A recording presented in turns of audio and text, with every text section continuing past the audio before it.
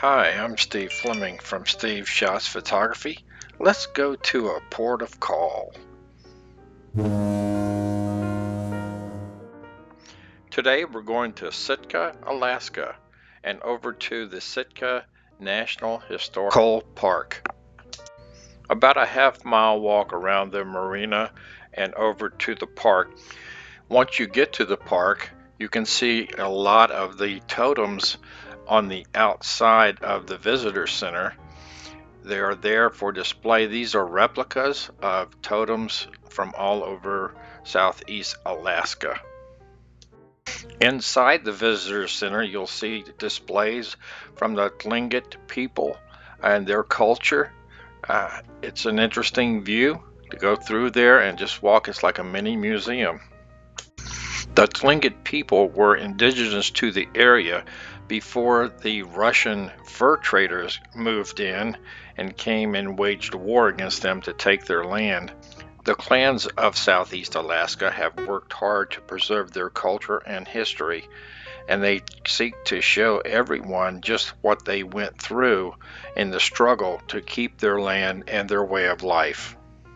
The Russians ultimately conquered the area and set up the city that we now see as Sitka, and it still has a large Russian influence.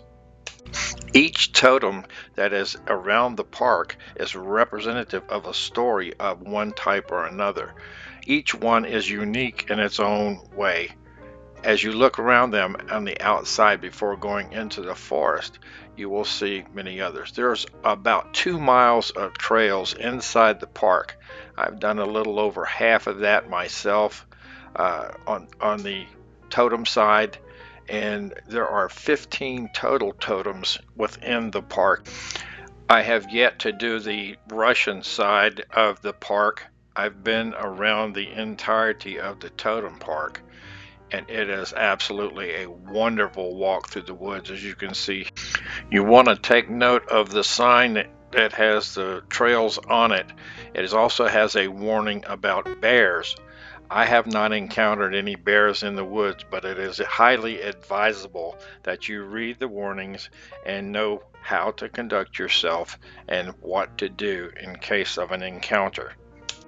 During salmon spawning season, they are plentiful in the Indian River, which splits the totem side of the park and the Russian side of the park. They will swim upstream, and they are a very attractive food for the bears. And I've been there through that time, and I have not seen any bears. As you walk through the woods, make sure that you're making noise, and it is always best to not go by yourself. There is so much to see. The foliage is absolutely breathtaking to me. It is like walking through the forest of Northern California, the giant redwoods and the sequoias. It's what it reminds me of. There's so many interesting formations in the trees and things to look at there, and you will always hear birds in the woods. It is an outdoorsman's paradise. The eastern trail inside the Totem Park from the bridge going south along the Indian River will take you down around the point to the Sitka Sound. You might even see a cruise ship. The totems are scattered throughout the park, but the most beautiful things in there are, I love the trees. Those spruce trees that are in the park are just absolutely beautiful to me. They smell like Christmas. The fur hunters nearly hunted the otters to extinction before conservative measures started being taken. I will include links to both the National Park Service and another link that will take you to more information about the totems in the park. I love the totems. There's one particular that's coming up here that I really like, and it's this one. It's the raven and the shark. There's much more to see.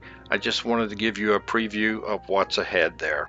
I hope you've enjoyed this short video of the Sitka National Historical Park.